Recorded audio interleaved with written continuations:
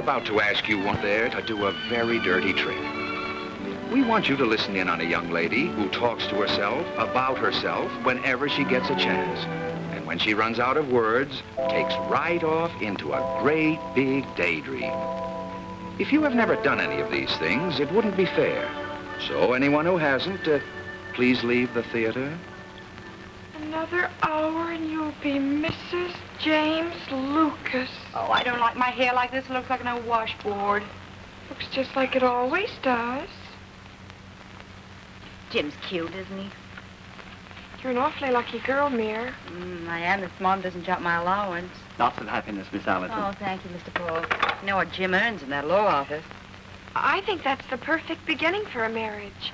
Two people starting at the bottom and climbing upward together. That's what love is. Lasting devotion, regardless of time or space. That's the kind of stuff you're putting in your novel. Don't send a copy to Mom. She'd love to let us starve. You can relax, Miss Miriam. You're going away, outfits Oh, come. hallelujah. Thank you, Edna. Here, open this box for me. Do you know Mr. Refield or Redfield? No, who is he? Why? He's waiting in the foyer, dressed very sporty, like he was going to play golf. He says he was invited, but Charles don't think so. Redfield? Where's Mother? She's talking to the musicians. The orchestra, they said, plays hot, and she don't want that. Isn't there a guest list or something? Yes. Never mind, Edna. I'm going down anyway. All the luck in the world, Mrs. Lucas. Oh, thank you, darling. Hey, look out. You're mussing my hair. Edna, hang this up for me, please. Yes. Mir. Jim isn't like most of the fellas you've known. He feels things deeply and, well, you know how impatient you can get and how you blow up over things. Look, Georgie, before you start giving advice on handling men, you'd better get close enough to one to find out what makes them tick. Jim doesn't just tick like you say other men do. Georgie, you're not imagining you're in love with Jim. Certainly not. Just because a girl admires somebody, has respect for his brain and character, people start jumping to ridiculous conclusions. All right. I just wanted to be sure. You knew him first, and, well, ever since high school geometry, I've hated triangles. It's utterly ridiculous. That Mr. Refield's in the foyer, Miss Georgina. I hope you'll be very happy, Miss Miriam. Thank you, Edna. I could be wrong about Mr. Lucas. Do you mind waiting a bit longer, sir? Oh, yes. I mind very much. Pardon me, Miss Ellis.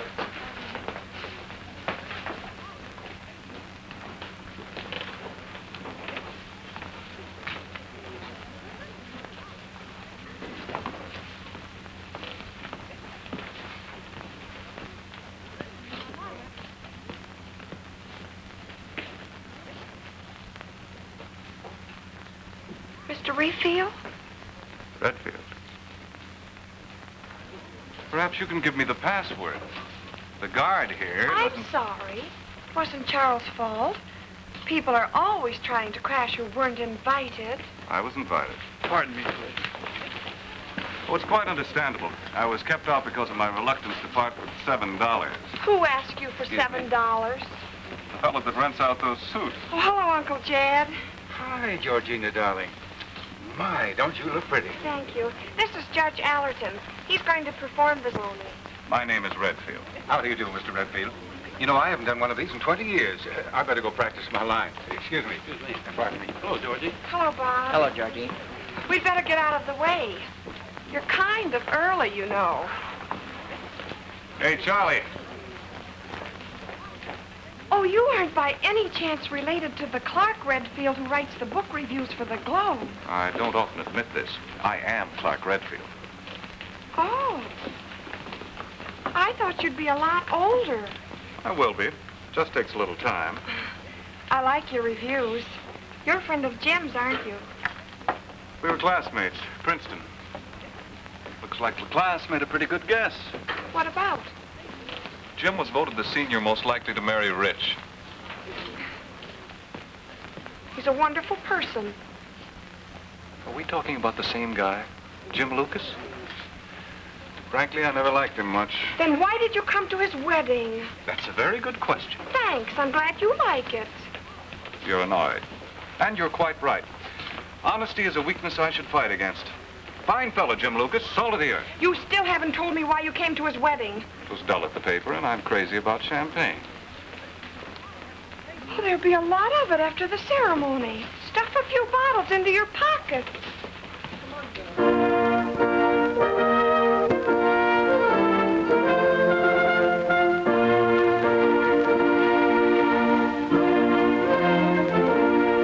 Now that you've met Georgina, do you remember what we said back in the beginning about letting you listen in on her thoughts? Stop being self-conscious, Georgina. No one is looking at you. They're all watching the bride. Hi. Fresh. Oh, if only this were my wedding to you, Jim. Miriam will never understand your fine, sensitive nature.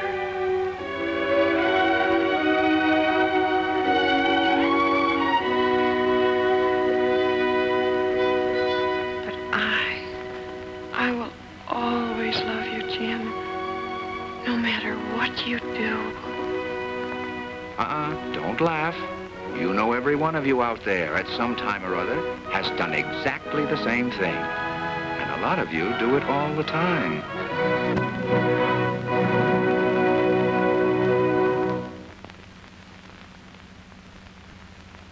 We are gathered here together to join this man and this woman in bonds of matrimony. If any of you know any just or legal... You've all had daydreams, too. You get that far-away look in your eyes, and all of a sudden in your mind, you're charming and fascinating. And everything starts to happen just the way you want it to. Mary Mallerton, do you take this man to be your wedded husband? I most certainly do. James Lucas, do you take this woman to be your wedded wife? I don't know. What's that? What'd he say? Oh, young man, are you crazy? No, just uncertain. You see, Miriam has a lot of charm. She's gay, full of animal spirits, and very attractive. But Georgina...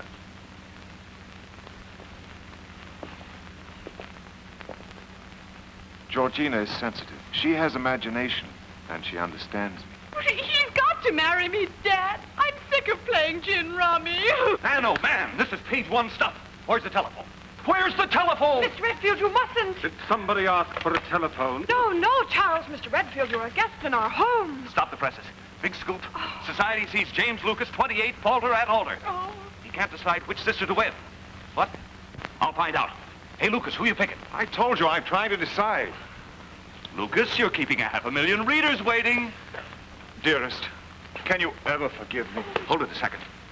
There's nothing to forgive, Jim. It was largely my own fault. I love you, Georgina. I've always loved you. It's Georgina! Lucas just told her he loves her right in front of everybody. Fine. Young man, you're holding up a $5,800 wedding. Mother, there are some things which cannot be measured in money.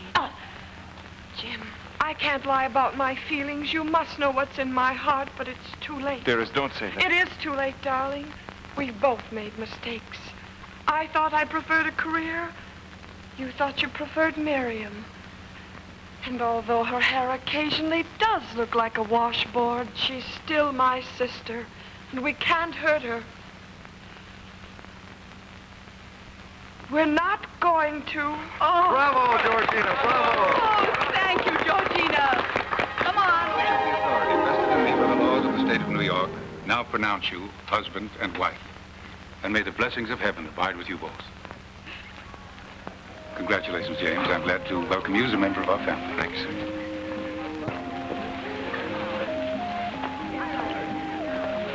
Congratulations, darling. Thank you, Uncle Jim. Son. Thank you, darling. Lots of happiness, Mir. Thank you, Georgie. Congratulations. Congratulations, Jim. Congratulations. Good luck, Jim.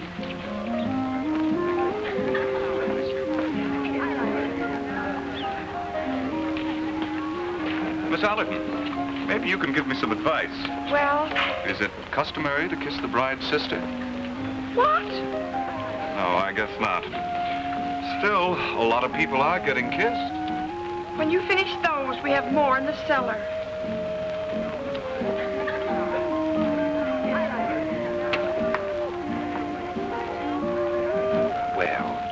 Georgie. I suppose we'll be having your wedding next. Oh, no, Dad. I've got too many things to think about. There's my singing lessons and my bookshop, and I have my novel to write, and... No, Dad. Marriage isn't for me.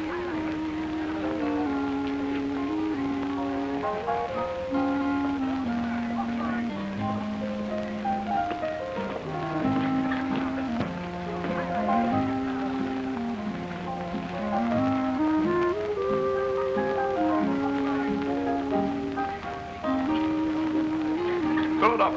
These people are filthy with dough. They are?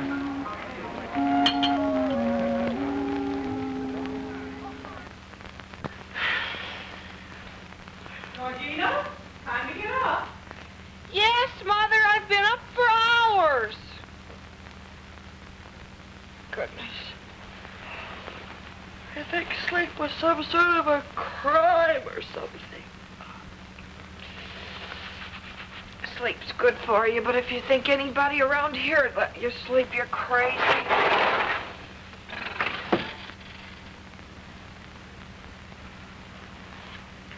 Yes, another day. And what a day. Just like the day you were married, Jim.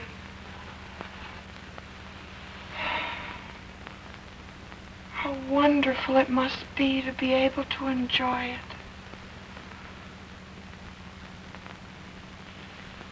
I wonder how many months I can go on like this without developing a psychosis or something.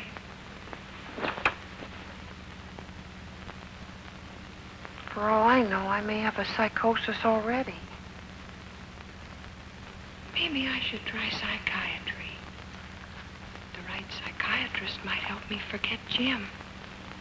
Do I want to forget Jim? Suppose it isn't just Jim that's the matter with me.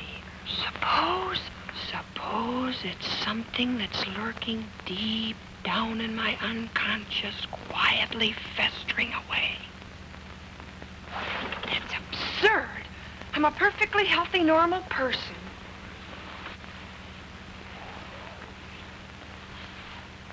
What's the matter with me? I'm in love with the wrong man.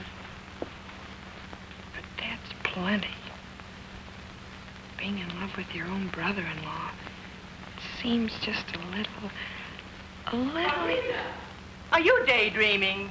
All right, Mother, I'm practically dressed. It's almost 9 and you have a singing lesson. Just wait till my novel's published. Just wait. I'll be somebody then. Just wait till I have reviews in all the book sections. Royalty checks coming in. Women nudging each other, 21 and whispering, "Don't look now, but that girl over there, the one in that smart Menatrilli hat, that's Georgina Allerton. You know, the novelist, my dear." Won't that be thrilling? To accomplish something, to have a purpose in life, to be somebody, to feel... Ouch! Oh! 1, 2, 3, 4, 5, 6, 7, 8, 9, 10.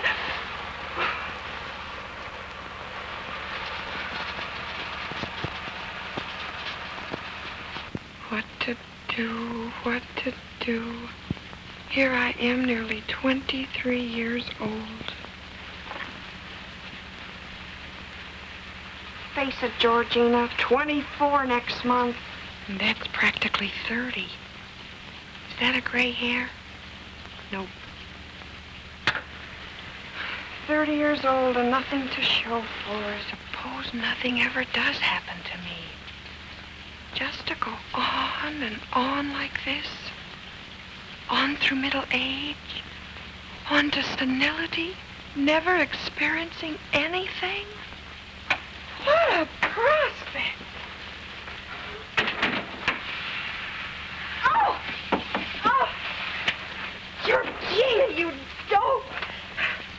Maybe that's psychopathic, too. Telephone, Miss Georgina. I'll hold it. Hello? Miss Allerton, it wasn't easy, but I've arranged my time to give you 3 hours this evening. All right, make it 4 hours. Mr. Redfield, I thought I made it very clear I have no time at the moment for social engagements.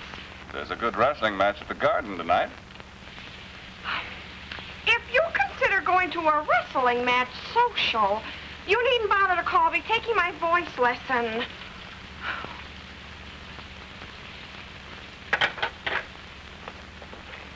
Good morning, madam.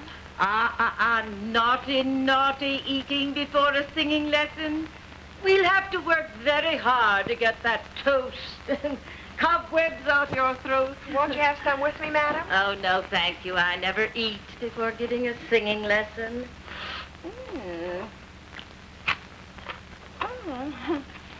You know, I think we'll start the morning by concentrating on the bridge. The bridge. Ma me me moo moo, ma me me moo moo. We let the vocal stream pass through under the bridge, through the two channels, to join that great ocean of sound. Now, plant your feet firmly on the floor. Distend the diaphragm. Shoulders back. Chin up. Sit on your spine. And relax. Now, let's see. Let's take our ma, me, me, mo, moos. Remember, we use the consonants as a springboard to the vowels. Yes, ma'am. Ma, me, me, mo, moo. Ma, me, me, mo, moo. Ma, me, me, mo, moo. Ma, me, me, mo. No, not from the throat, Miss Allerton. No, from here. Here is your singing box. Well, I thought I was singing. Woo! Woo! Woo! Feel that firm, rich, diaphragmatic support.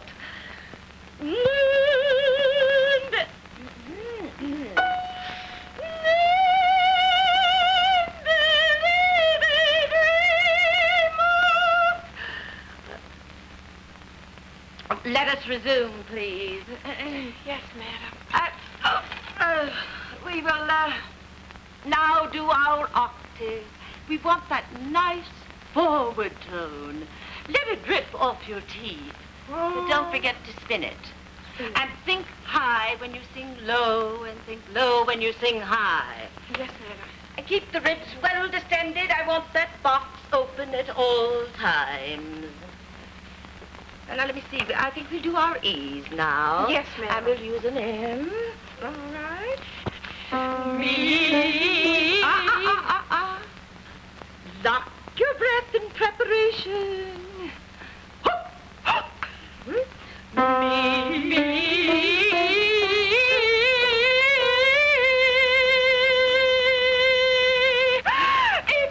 What has happened with your breathing, Miss Atherton? Wasn't I breathing? Breathing. There are many methods of breathing, and they're all good, I'm sure, but mine is superb because of its great simplicity. Telephone Miss Georgina. Oh, thank you, Edna. Excuse me, madam. Excuse me, madam. Miss Allerton, this is the Gillip poll. We're trying to find out the percentage of American businesswomen that are crazy about Clark Redfield.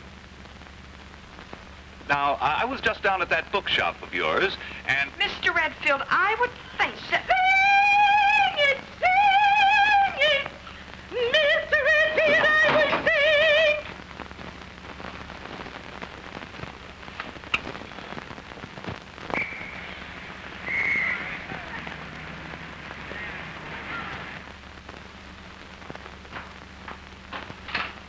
Hiya, partner. Morning, Claire. Anybody been in?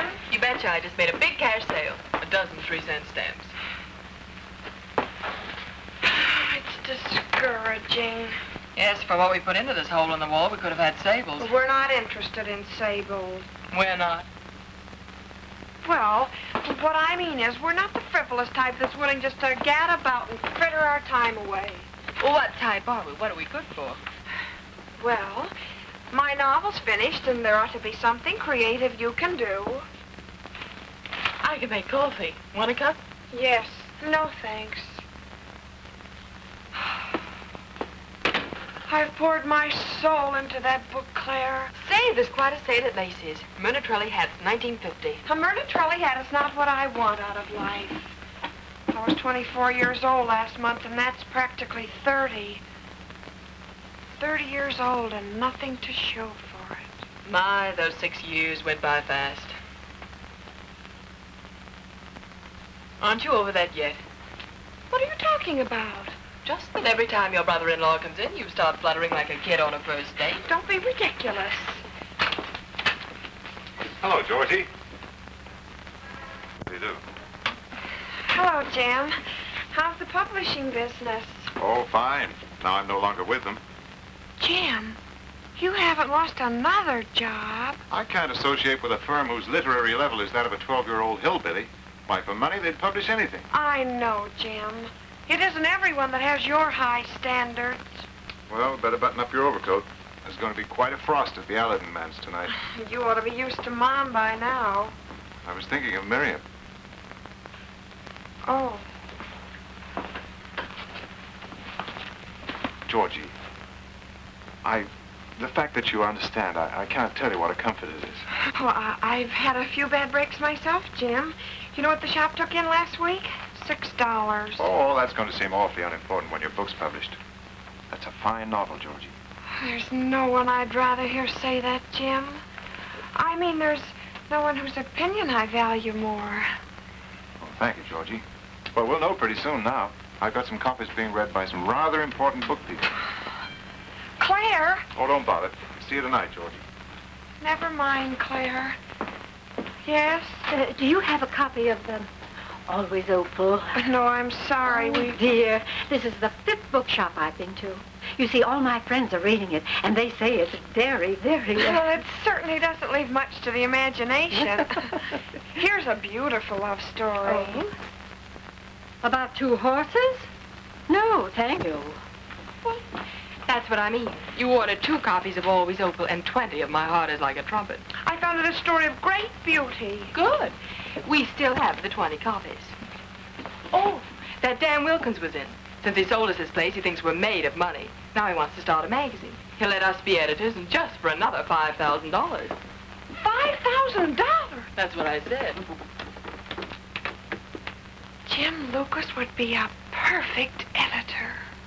Why should that leave you breathless? I was thinking of it purely as a business investment. Why do you insist on making... A magazine might be fun. My grandfather left me a block of oil wells. That's no good. It's all tied up in a trust fund as long as my mother's alive. Guess Jim will have to wait. Your mother looks like she's good for another 25 years. Why, what a thing to say. I'm sorry, darling. I didn't mean it literally. It's just that after 5 weeks of solitary confinement in here, I better get me a new hat.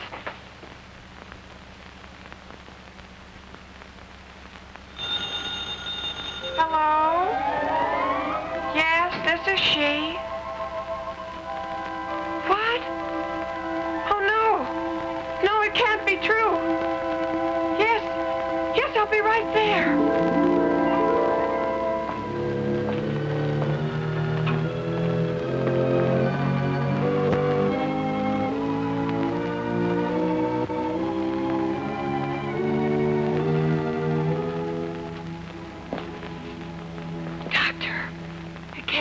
About my mother.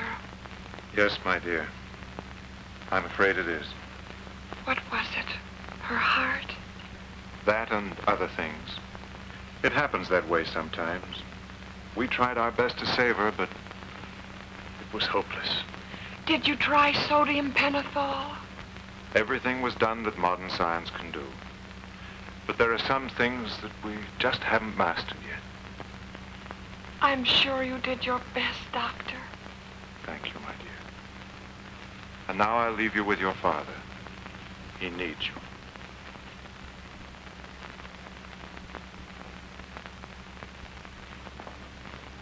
Dad. I'm all alone now, Georgie. Except for you. You have Miriam, too, Dad. Miriam has Jim to look after. Oh, Dad. You can depend on me. I'll never leave you. You're all I have in the world, too. You're a rich girl now, Georgie. Anything your heart desires. I don't care about the money, Dad. If I do use any of it, it will be just to help deserving people. Like giving Jim the start he needs.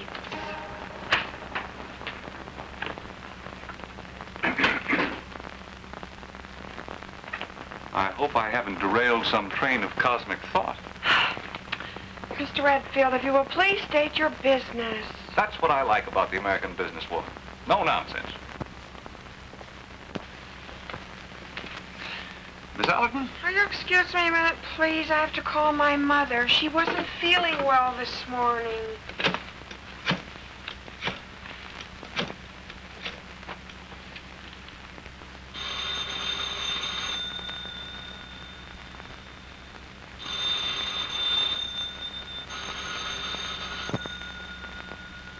Hello? Hello? This is me, Mother. How are you feeling? What do you mean, how am I feeling? I'm feeling fine. And this is a fine time to call me up. All right, all right. I'm just glad that you're... Is she all right? Just cranky. The typical American mother. Okay, let's get down to business. These books are review copies, of no use to me. What am I offered? What are they? 5 whodunits, a volume called Fun with the Chafing Dish, and Professor Oglethorpe's 2-volume Life of Napoleon with the pages still uncut. You mean you haven't read it? Do I look like a boy who 8 years out of college would wade through 1,100 pages on Napoleon? But I read your review. I didn't say I didn't review it. I said I didn't read it. I wouldn't have thought that a man entrusted with reviewing books could have so little sense of responsibility. Don't twist the sword, Miss Allerton. Just give me the price of my shame. And how about lunch, huh? I have a luncheon date. Well, I'll take $5 and a cup of hot coffee. You drive a hard bargain, Miss Allerton. Where's the coffee, huh? If reviewing books is so distasteful to you, why do you do it? Well, you see, I have a periodic rendezvous with my stomach. And I find that reviewing books, and I read the goods, requires less legwork than covering police courts. And not to withhold anything from you, I'm in a very pretty spot for the first opening on the sports page. You mean you'd rather be a sport writer than a critic? I'm afraid you fail to grasp the practical realities of journalism, Miss Allerton. Where's the water? Over there. So you think that writing about books is on a higher level than writing about sports, hmm? I just think there's no comparison. You're right, there isn't. Any young squirt fresh out of college can write book reviews. But to analyze the strategy of an intricate football formation... Oh, Mr. Redfield, if you should give up your job as critic, I suppose that would leave an opening for somebody else? Your brother-in-law? Well, yes. He's an excellent judge of books. I heard about that. Have you got something sarcastic to say about him, too? Haven't you heard the news about Jim? I heard he parted company with Wentworth and Jones, if that's what you mean. Parted company, did you say? Really, Miss Allerton, you have a gift for understatement. Would you mind telling an inquiring reporter, Miss Allerton, just how it feels to be the sister-in-law of the man who sent back the manuscript of All Was Opal without even turning in a report on it? Did Jim do that? Enterprising book peddler like you should get around more. Your brother-in-law is a celebrity. The greatest bonehead play since Mike Emmett forgot to touch second base. And that book deserved to be turned down. It's not only atrociously written, but in very bad taste, if you ask me. Oh, wait a minute, Carrie Nation. If you try to alibi Jim, folks might get the impression that you take more than a sisterly-in-law interest in him. That's an uncalled for and highly impertinent remark. Well, I got the impression that Jim thinks rather highly of you. And that novel of yours he asked me to read. Oh, he gave you a copy? Yes, he did.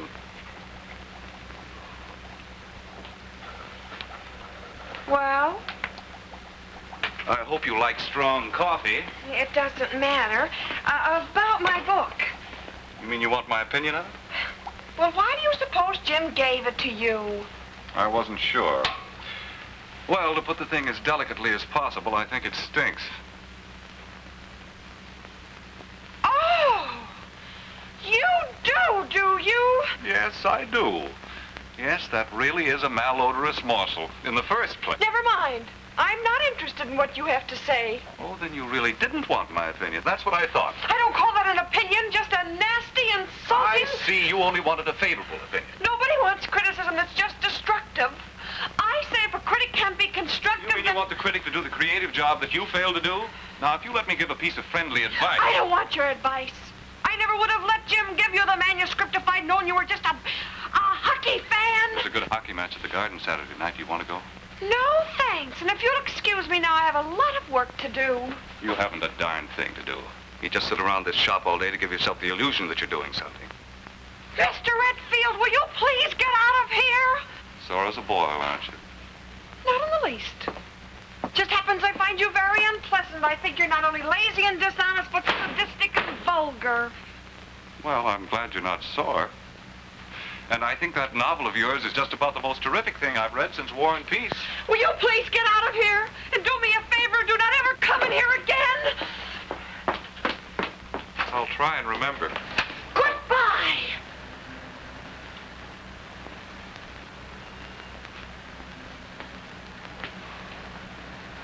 Bye now.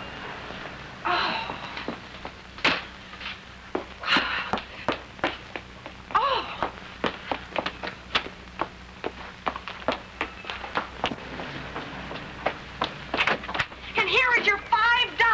Thanks.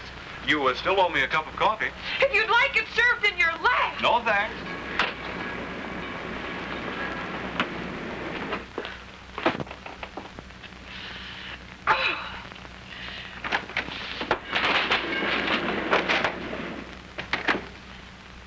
Georgina. Huh?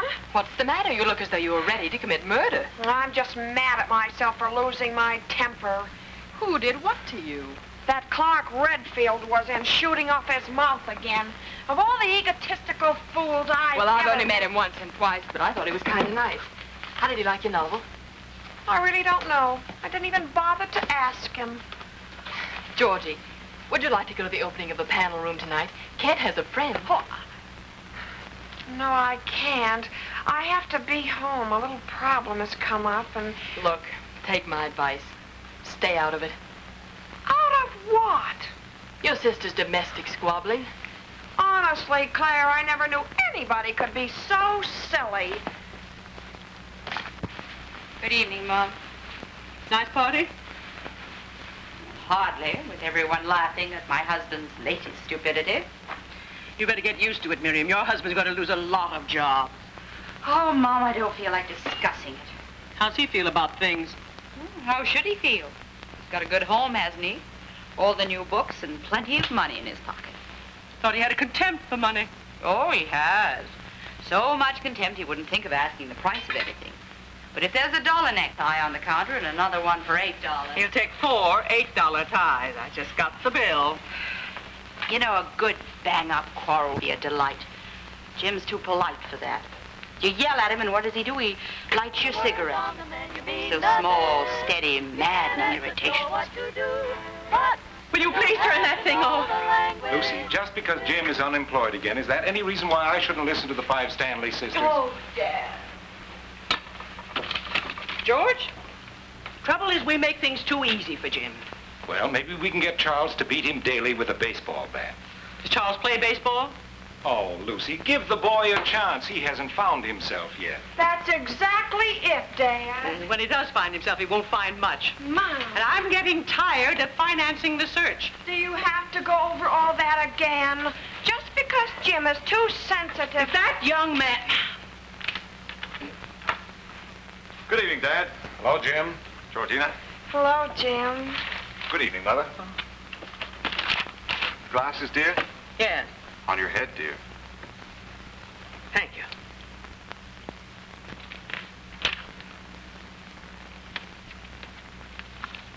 Lovely evening, isn't it? Yes, it is, Jim. Just crazy about it. Interesting statement Senator Winters made this morning.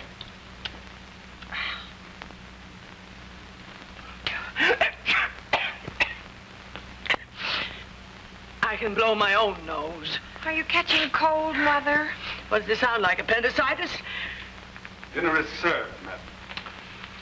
Oh, good. I could eat a horse. We're not having horse. Mother.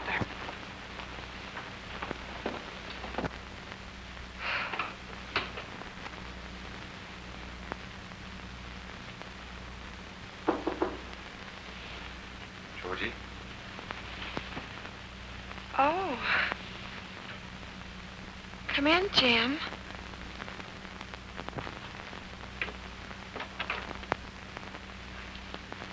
I'm sorry you got involved. Thanks. I'm afraid I didn't accomplish very much. Practically the story of my life. Things are going to happen for you, Jim. I'm sure of it. Looks as though they are happening.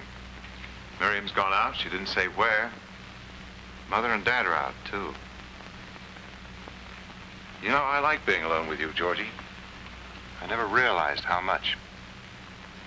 We always have things to talk about. I have a date, Jim. I'm sorry. I've got to call Claire. I'd almost forgotten about it. Claire's friend has a friend. It's sort of a double date.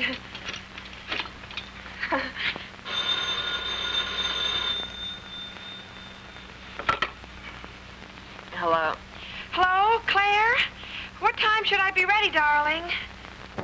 I can't imagine what's happened to Claire.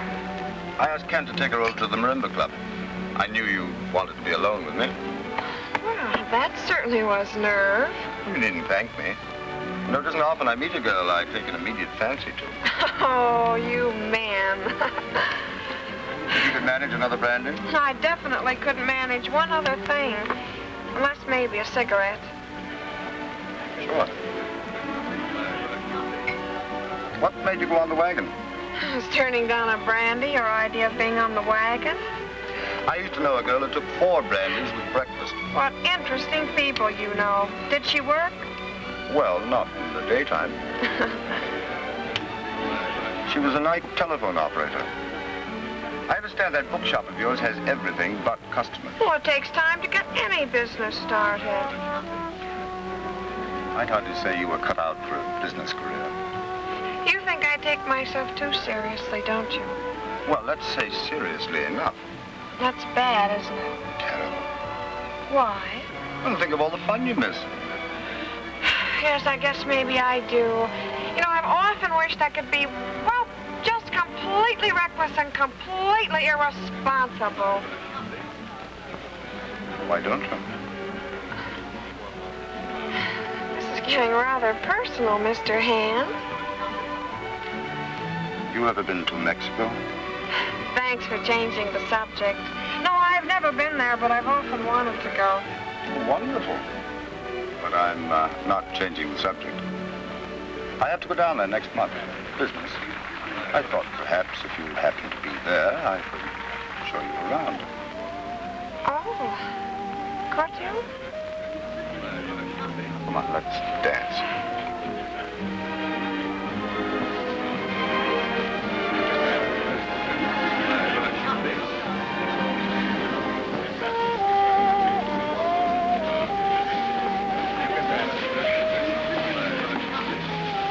So many wonderful places I can show you.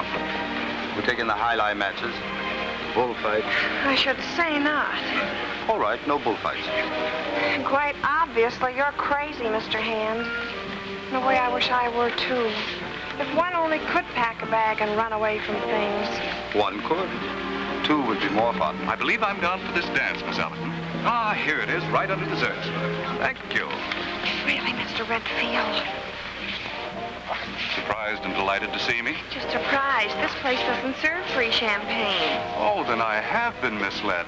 The fellow that does the nightclub column informed me that I was here on the cuff, that I could order anything without injury to my purse.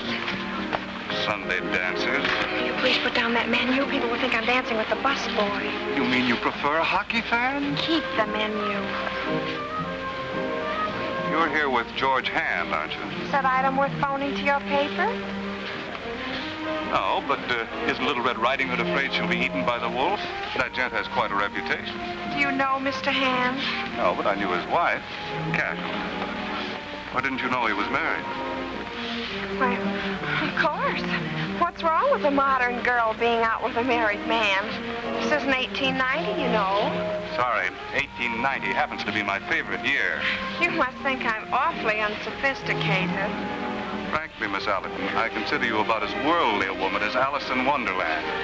I'm quite capable of taking care of myself, Mr. Redfield. If you'll excuse me now, I've danced quite a lot. You needn't bother seeing me to my table. Thank you.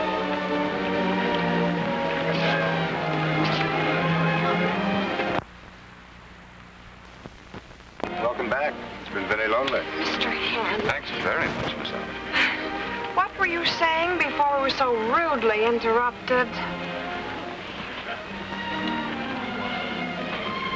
Unless I'm mistaken, we were going to meet in Mexico. I have a friend who has a little house in Tosco. Really, I should think your wife might object.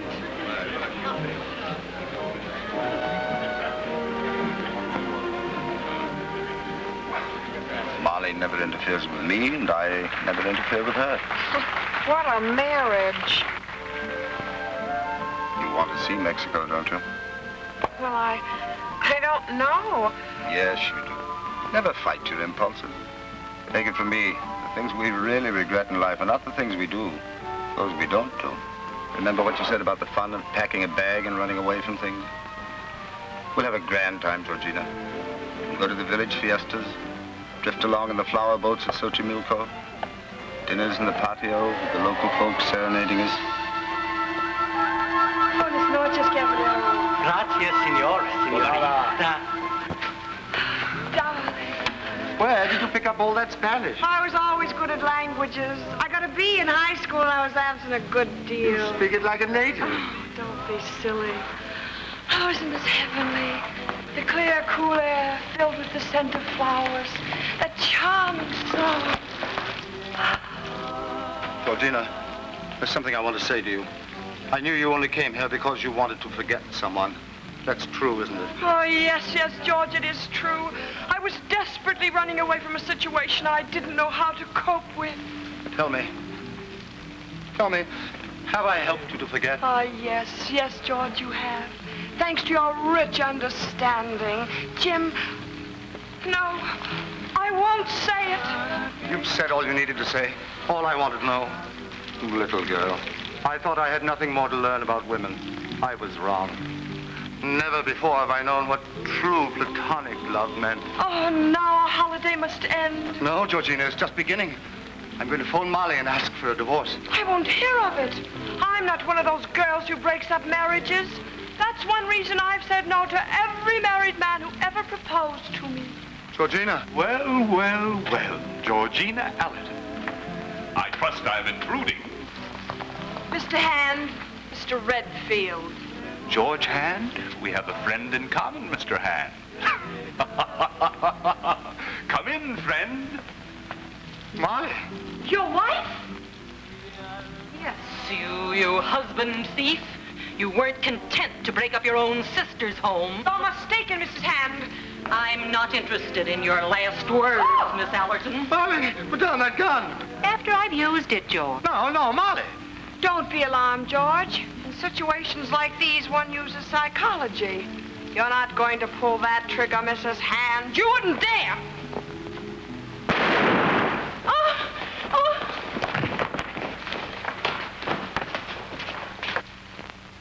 Is she? Dead as a mackerel. Molly. Legally, it's an accident, Miss Allerton. The law can't punish you, but society and your conscience can. No!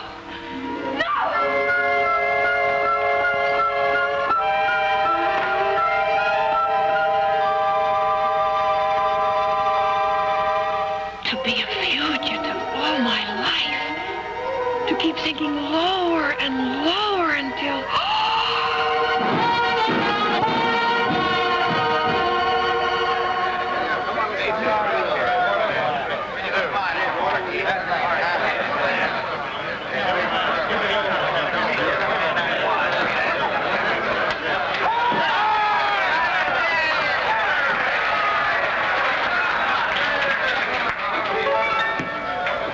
I'm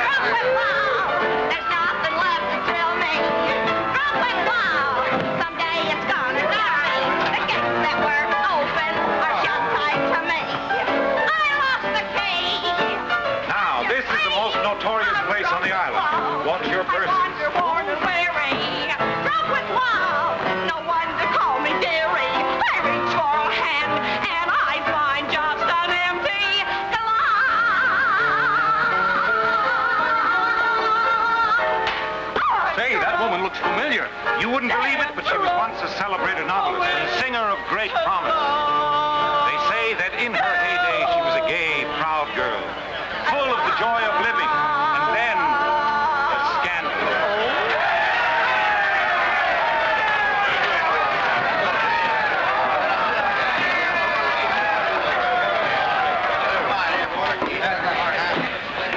Why, I was right.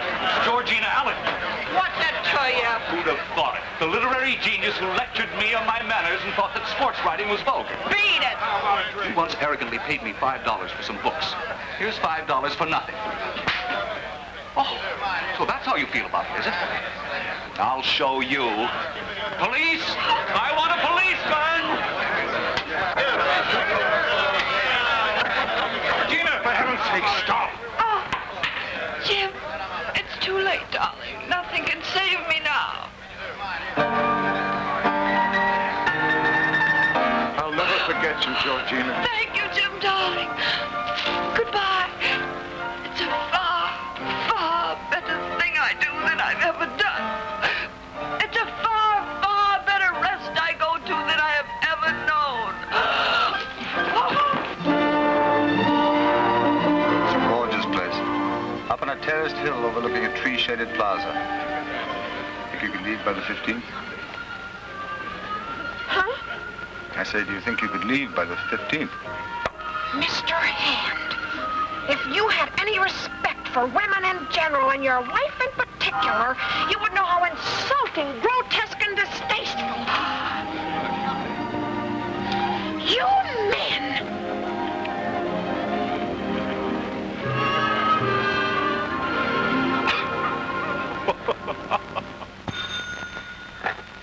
Hello, Miss Allen. Who is this, please? Clark Redfield. I don't care to hear any apologies. The whole thing was of no consequence whatever. Are you under the impression that I called to apologize? What's the matter? Did Hand get fresh last night? I'm busy, and if you don't I'll mind... bet you haven't done a thing all day. If you'll excuse me, Mr. Redfield, I have a lot of... Oh, now don't hang up on me. Well, what is it? Get to the point, will you please? I've got a pair of tickets for tonight, and I thought you might like to go with me. Of all the unmitigated, you really have got the hide of an elephant. What makes you think I'd even consider going to a hockey Rosa match? Bruno is singing in Madame Butterfly, and I thought that might appeal to a lover of the finer things. Rosa Bruno? Well, under ordinary circumstances, I'd be interested, but Good, then it's a date. it certainly is not a date. But thanks all the same, although I can't imagine why... I can't either. It was just an impulse. You don't strike me as the impulsive type. I should rather think of you as decidedly calculating. All right, what do you say we settle for a calculated impulse? Deposit 5 cents, please, for the next 3 minutes. All right, just a minute. What's that? The operator wants another nickel. I see no reason for... No, wait a wanting minute. Georgina, What's that? I'm not talking to you, operator. Listen, I haven't got a nickel. Can you change $5 for me? I'm sorry, we are unable to change. Well, where's all that service you people do so much advertising about? Oh, just a second. Look, Georgina, call me back. I have nothing further No, to... call me back. The number is circle 67598. I tell you, Hello? Oh.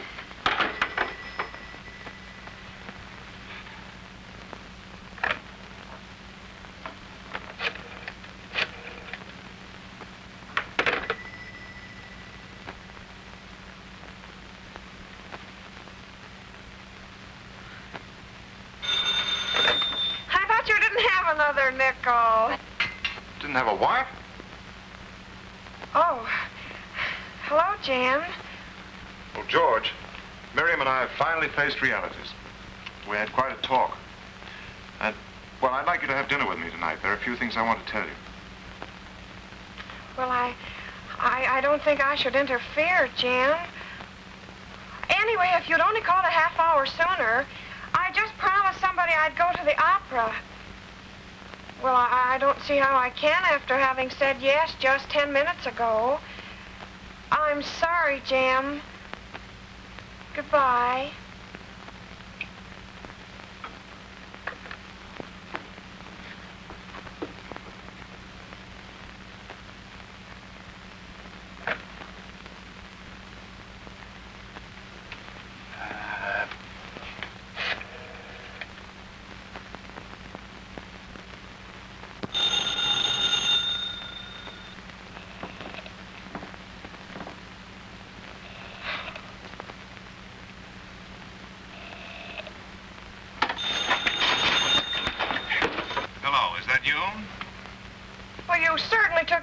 time about answering. I fell asleep waiting for you to call. What's the matter? Have you got telephone operator's cramp or something? I had another call. You seem to forget I'm running a business. Running conveys an idea of activity. The only reason I called back is because I don't want you to have the false impression that I'm sufficiently interested in anything you may have said yesterday or at any other time to cause me the slightest bit of resentment. Whew. I was afraid you were never going to get to the end of that one. Now, to get back to Madame Butterfly. Exactly. In the first place, I haven't the slightest interest in being taken to the opera by you, but I would like to hear Rosa Bruno Right, sing. so you'll go. Will you please let me finish? If you think you can by 8:30. What I started to say is, I will consider it only on a strictly business basis. I have a feeling that neither of us knows what you're talking about. Well, what I mean is, you have an extra ticket on your hands, and I'd be very happy to buy it from you. Can't be done. These are press seats.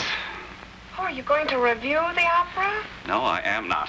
I got them from my drama critic. His mother's getting married tonight, and he has to her away. Do drama critics get tickets for the opera, too? Look, Georgina, this is one of those phones where you have to stand up. How about meeting me at... I'll see you in the lobby at 8:30. Unless you want to leave the ticket with the ticket taker. No, I do not. How about dinner?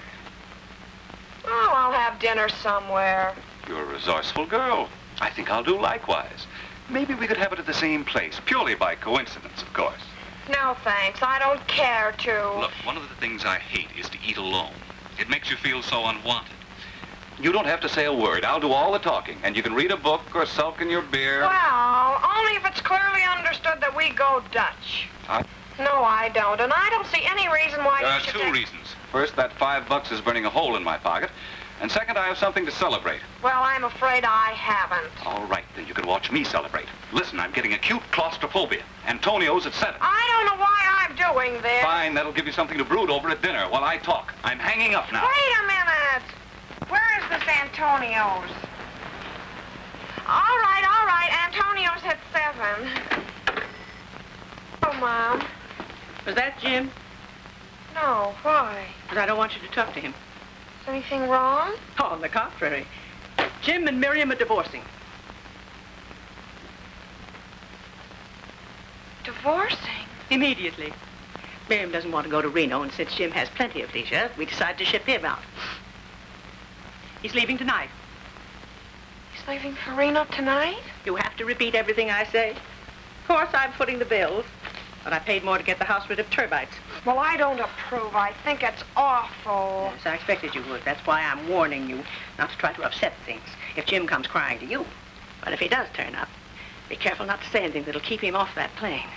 I only hope and pray he's subject to air sickness. Divorce is a serious matter, Mom. So is marriage. It should mean more to a man than just a meal ticket and an $8 necktie. I know you don't mean to be unkind. Nonsense. Of course I mean to be unkind. Perhaps I'm not much of a mother. But I'm still concerned with Miriam's happiness. Oh, to avoid any grim farewells, your father and I are taking Miriam out to dinner. You want to go along? No, I have a date. Dinner and the opera. I hope there's a promising male involved. No, Mom. He's just a boorish, conceited newspaper man in whom nobody could have the slightest interest. I haven't the slightest idea why he asked me, except he's sadistic and is planning to spend the evening making me feel uncomfortable. Oh. Sounds like Mr. Wright had come along at last. Have fun.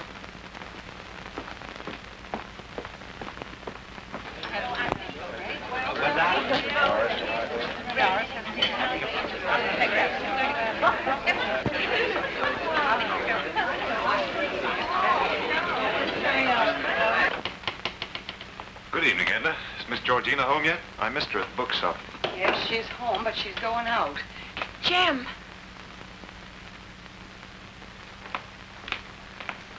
I had to see her before I left, George. Mother says you're leaving for Reno tonight. 1 o'clock plane.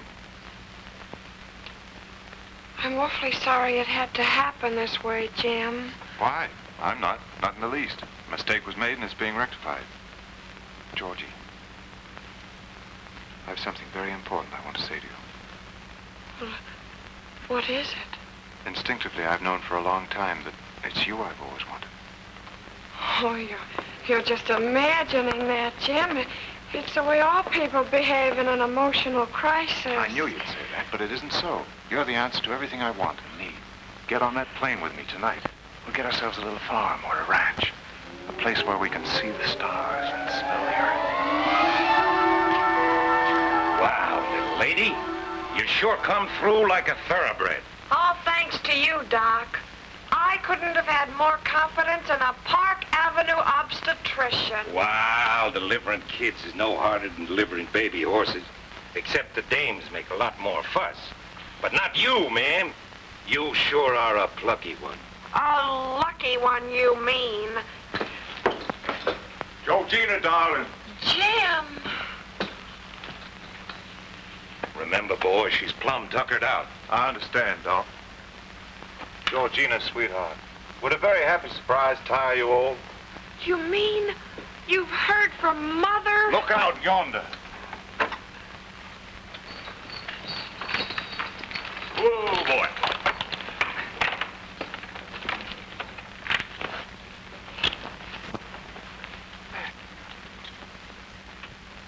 Oh, my little girl. My little pioneer woman. I'm so happy to see you. I can't tell you how happy I am. Oh, Mother, then you forgive me for marrying Jim. Forgive you, oh, my child. I'm the one to be forgiven. I should have guessed that Jim is too big a soul to be cooped up in a crowded city.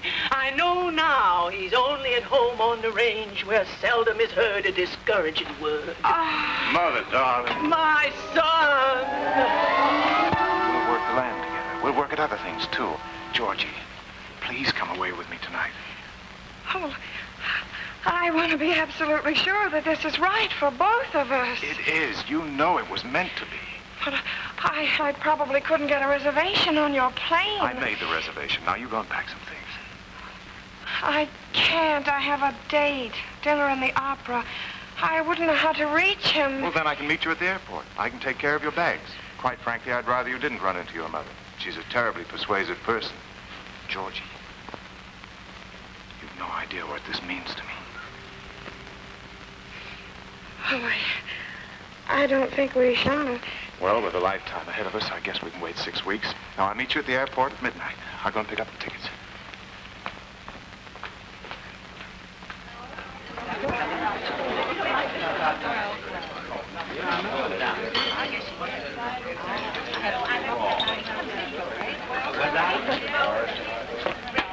I'm sorry to be late. I thought you'd decide to stand me up. That doesn't happen to be my way of doing things. All right, let's not start fighting right away. We have the whole evening ahead of us. Look, do you mind if I do the ordering? Oh, of course not. I'm sure you know what I want much better than I do. Now you're talking sense. Oh, Antonio. Yes, sir. Yes, That's it. Bring us a big portion of prosciutto to start with. Not for me, thanks. I'm on a diet. Miss Allerton, if nature had intended our skeletons to be visible, it would have put them on the outside of our bodies. All right, Antonio. Minestrone? Spaghetti bolognese. Scallopini al marsala. Eggplant parmigiana and a mixed green salad. Yes, Mr. Reckley. What are we going to do with all that when it comes? Eat it. We're celebrating. Celebrating what? Did some friend of yours die? Well, it's almost as good as that. Oliver Quinn is leaving the paper. I suppose I should know who Oliver Quinn is. He only writes one of the 3 best sports columns in the country. Forgive my ignorance, but I don't happen to read the sports page. Don't admit that in public. There are several million people who do read the sports page. Excuse me. Ah, prosciutto. Well, anyhow, Oliver is leaving to take the chair of English literature at Michigan. That means promotions all along the line and a sports desk for me. Try some of that raw ham. You can get trichinosis from eating undercooked pork. No. Well, if we do get it, it'll probably be the only thing we'll ever have in common. I can't understand it. People getting all excited about which team scores the most runs or who knocks out whom. Nothing hard about that. Every time the champ comes up with a haymaker, 40,000 customers are taking a swing at the boss with a traffic cop. That's nothing but escapism. Observe, please, who's talking about escapism. What about that Mooney novel of yours? How a girl who's been around for 23 or 4 years. 22, if you don't mind. I don't mind a bit. If you want to write, can't you produce something better than a lot of sentimental daydreaming about an idiotic young couple who can't bear modern plumbing and who go off to the great open spaces to live in simple, unwashed happiness? Anything can be made to sound silly if you're stupid enough to be literal about it. I happen to have written a fantasy about two sensitive people that are hemmed in by the steel and stone of the city. Can you imagine a girl in her right mind tootling off to some nebulous never-never land with a balmy Jim Lucas kind of character? What's Jim Lucas got to do with it? That just slipped out. It's not so far wrong at that. No wonder he thinks that story of yours is such a world beater. Well, I'm beginning to think that maybe he sat for the portrait. I hope I'm not so literal-minded that I have to write about... I know. Why bother to step outside and look at life when it's so cozy indoors? For Pete's sake, hasn't anything ever happened to you? Will you please keep the conversation in the abstract? There's no such thing as an abstract conversation between a man and a woman. You think you're going to make me lose my temper, don't you? Well, I'm very sorry to disappoint you, but you're not. However, I do find you even more offensive than I thought. So if you'll excuse me, I think I'll leave you to your splendid repast. Good night. Georgina. You needn't bother to see me out. I can get a taxi. Georgina. Will you please let go of my arm? I won't have you offend these friends of mine here. They're artists. The preparation and service of food is a serious business with them. It's time you learn some manners. Go back and sit down. I beg your pardon. I can't imagine why I accepted your invitation. Well, that was your mistake. Just as it was my mistake to pass up with Walensky O'Connell fight at the Garden. You can say or do whatever you like about me, but I will not allow Antonio's minestrone to be slighted. Thank you, sir. It's very nice and hot. Very well, I shall eat the minestrone. Antonio, have you any of that Falerno left? Yes, Mr. Ed. Here. Have it.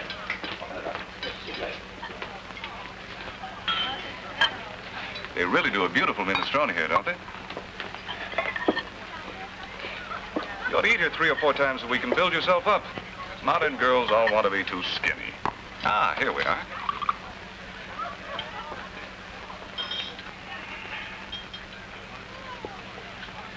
I'm not sure that Falerno wine is better than most, but it gives me a kick to have a wine that's a lineal descendant of the Falernian of ancient Rome. Attica nectarium turbatus mellifalernum. Honey of Attica make thick the nectar-like Falernian. I tried that once, thickening the wine with honey. But maybe I had the wrong formula. Or maybe the Romans had different tastes.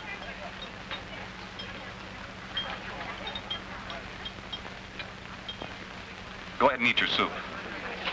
Can't stand girls that gab, gab, gab through a meal.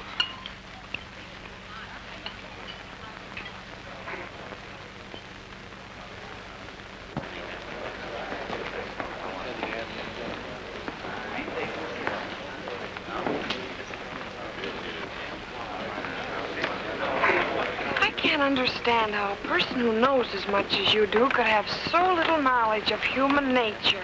You mean I have no knowledge of your nature? I mean anybody's nature. How would you like it if I spent the whole evening harping on your shortcomings? I might have found it very instructive. Well, it's one thing to be told in a friendly spirit how you might improve yourself in certain respects. I see. We're back again on destructive versus constructive criticism.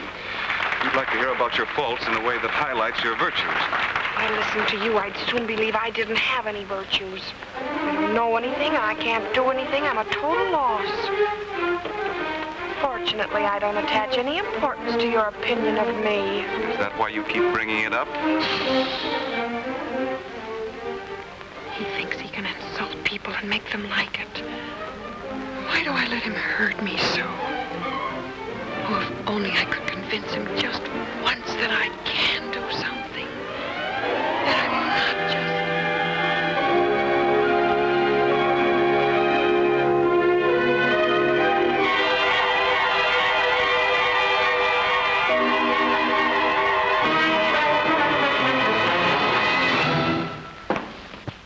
Ladies and gentlemen, I regret to inform you that Miss Bruno cannot sing tonight. However, there is in the audience a young lady, Signorina Georgina Allerton, who, though she is not a professional singer, is familiar with the role. She has graciously consented to sing Madame Butterfly. She is going on at a moment's notice without a rehearsal. Bravissimo. I thank you.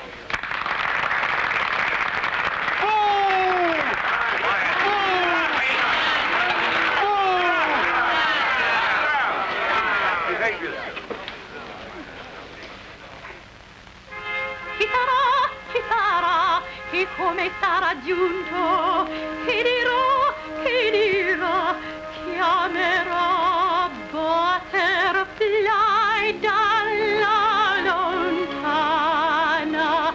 Io senza dar risposta me ne sarò nascosta, un po' per celia e un po'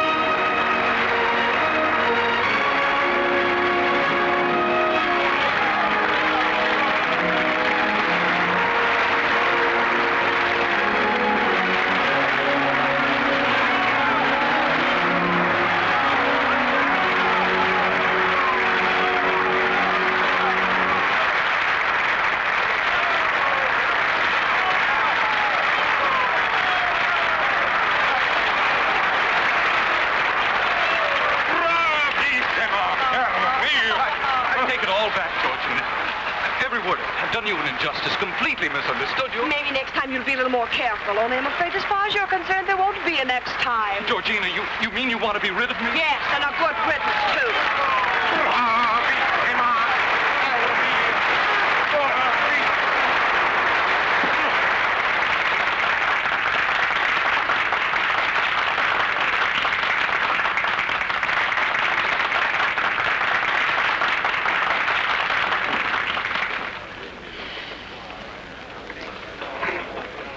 Well, I'm glad you're back with us. Wasn't it lovely? You didn't hear any of it. What do you mean? I heard every bit of it. Are you kidding? During the whole opera, you were off in some cloudy cuckoo land. I was nothing of the kind. What are you looking for? My shoe.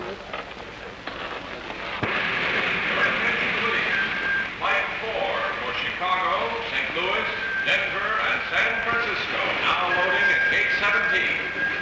Flight 4 for Chicago, St. Louis, Denver, and San Francisco. Now loading at gate 17.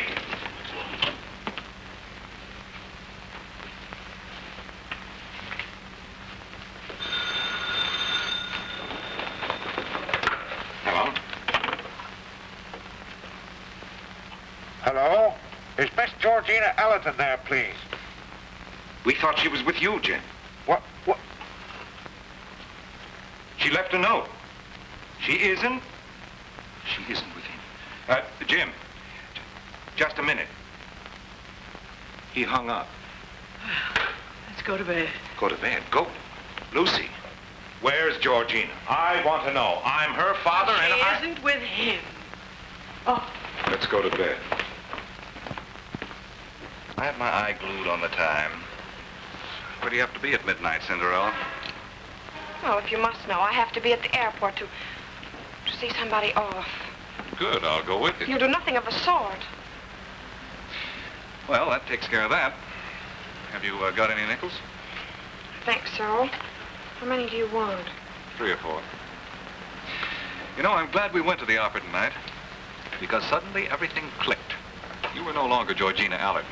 You were up there on that stage, pretending to be a great opera star, living in a world of fantasy instead of the world of reality. Are you trying to tell me I hide from reality? Yes. Just sitting there beside you and looking at Weren't you. you interested in the opera? What's that got to do with it? I was wondering why you were looking at me. Let's stick to the point, please. What is the point? The point is you're a daydreamer. What is this reality you keep talking about? Living your life out instead of dreaming it away. Well, if the dream is real to you, why isn't it as real as something you do? Because dreaming is easy and life is hard. Because when you dream, you make your own rules. But when you try to do something, the rules are made for you by your own limitations and the shape of the world you live in. Because no matter how much you win in your dreams, you always come away empty-handed. But in life, whether you win or lose, you've always got something to show for it, even if it's just a scar or a painful memory. Scars are ugly and pain hurts. Without ugliness, there'd be no beauty. And if you're afraid to know pain, you'll never know the value of pleasure. You're a tough guy, aren't you? Well, I've had to fight my own way ever since I can remember. You either get tough or go under. Well, I wasn't brought up that way. I always had people to protect me. If you bandage a muscle long enough, it withers. And that goes for your emotions, too. If you keep smothering them with dreams, they'll die soon enough. If you could make a dream come to life, grab hold of it. But if it dies on you, give it a decent burial instead of trying to haul the corpse around with you. Thank you, teacher. You have to go already? The bus to the airport won't There's no wait. rush if we take a taxi. Sit down. Besides, you know how I hate to eat alone. I wonder why I listen to you. I have a magnetic personality. Oh, talk my throat dry. I'm sorry your throat's dry, but I'm glad you talked to me. Would you mind telling me why? I don't know. I guess maybe it's because I hate to see a girl with such pretty legs walking around in a trance. Hey, this is good. Could I have a bite? Sure.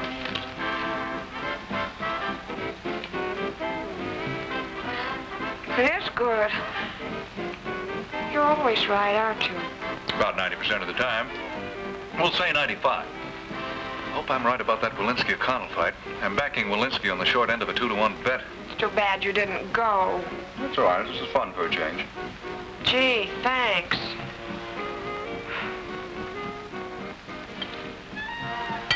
Jim Lucas. What? You heard me. I said Jim Lucas. How did you guess? I have a knack for putting one and one together. He's leaving for Reno tonight to get a divorce. Well, what else would anybody go to Reno for? Here's a ticket on the plane for me. Are you going? Yes. After that, what then? We'll get married and get a little ranch and... Ranch. Why, that's straight out of that novel of yours. Get up. Why? I feel like dancing. With me? Well, I'm a shy guy. I'd feel funny about accosting some stranger. We only have a few minutes. I Well, don't... let's not waste them then.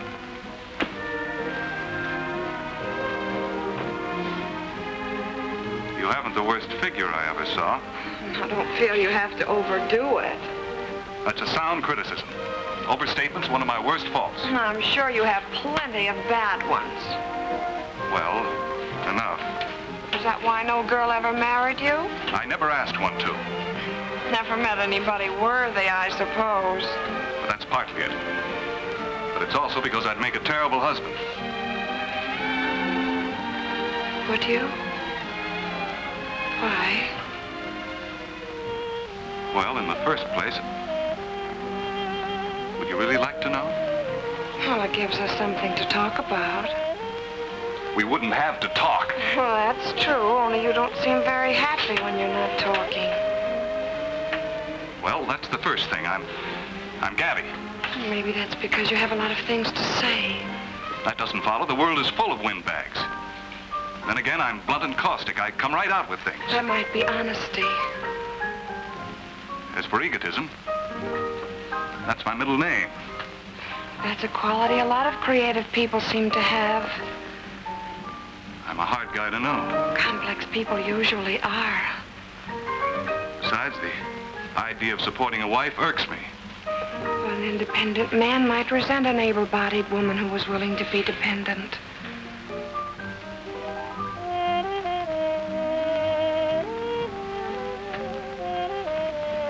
I've never met anyone like you before.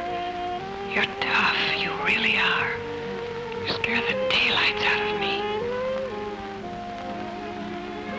Oh, but you give me such a wonderful feeling. So we're alive for the first time.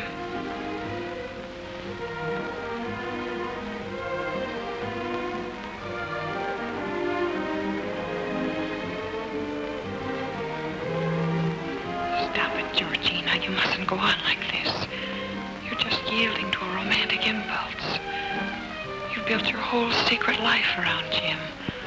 Yearning, dreaming, hoping. Now he's free.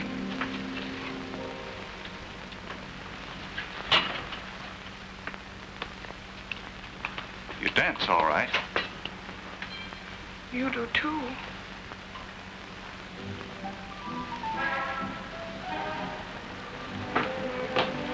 Oh, that Walensky. Oh. Did you see the bout? What happened? I'm dead. I bet that O'Connelly went down in the fifth and he ain't up yet. You see, he's more interested in his bet than he is in you. Did you hear that? I won. Walensky knocked him out in the fifth. Congratulate Walensky for me, and please call a taxi. Jim is waiting for me at the airport. You're really going? Well, you've convinced me that doing something's better than doing nothing. If I don't go away with Jim, I haven't anything.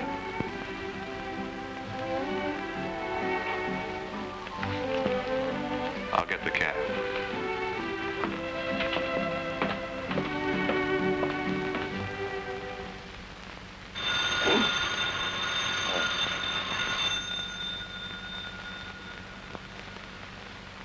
No.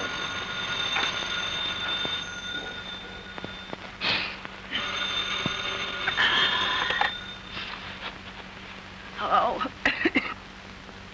Mother, you sound worse. What's that? What number you calling? Mother, this is Georgina, Mother. Well, for goodness sake. What time is it? Oh, about 3:30, I guess. I called to tell What are you calling up at this hour for? Are you in jail? No, I'm in Greenwich. What are you doing there? I just got married. You just got what? I said I just got married. Well, for heaven's sake, George, did you hear that? She's married. Wait a minute, will you? I can't talk to two people at once. George, will you wake up? She's married. Who's married? Georgina, of course. Who do you suppose? To whom is she married? Oh, how the devil do I know? Well, ask her. Oh. Georgina, your father wants to know to whom you are married. Oh, to a man I know. Well, I should hope so. I can't get a thing out of her. Let me talk to her. Hello, Georgie. Oh, hello, Dad. I'm married. Yes. Can you tell us who your husband is? His name is Clark Redfield. He took me to dinner in the opera. Oh, tell Mother he has money. He won $500 betting on Walensky. Well, who is it? I couldn't get the name. He took her to dinner in the opera, and he made $500 betting on Walensky. Good grief. Get me. Don't tell me it's that boorish, conceited newspaper man. Yes, that's the one. Just a minute, I'll let you talk to him. Hello, Mrs. Allerton. This is your new son-in-law, Clark Redfield. Let me talk to him. Let me talk. Hello. This is Georgina's father.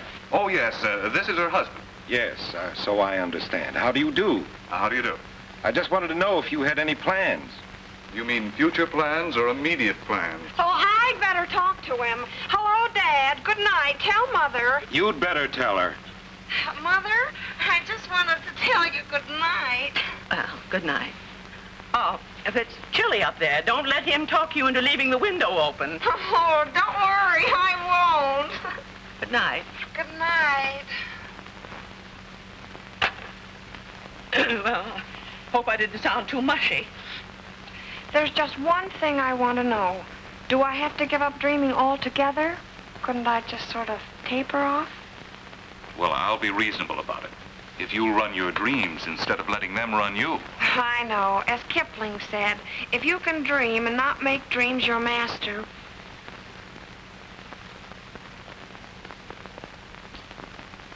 Do you think Kipling will live?